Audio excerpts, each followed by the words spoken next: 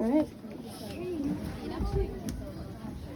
So over here in Singapore Zoo, we have a total of 6 southern white rhinos with 5 females and 1 male. So joining us here at the feeding platform today, from left to right, we have Mia. Mia is our youngest rhino. She was born 2022. She's 4 years old this year. She's a very feisty girl. You often see her fighting with all the other rhinos.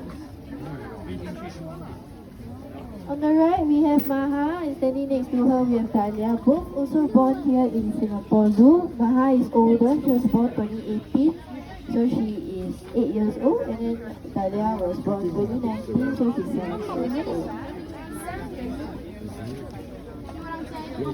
So they're both best friends, you may see both of them together, they eat together, walk around together, sleep together. So other than the tree here is the feeding platform with us, we have all the way on the left side, inside the mud hole, we have Nana and Tayo. So they are mother and son. Nana is the easiest rhino to spot among our herd because she has the longest horn. And the smaller rhino you see next to her, we will most likely be Tayo, who is the only boy here because he's 3. So he was born in 2021, so he's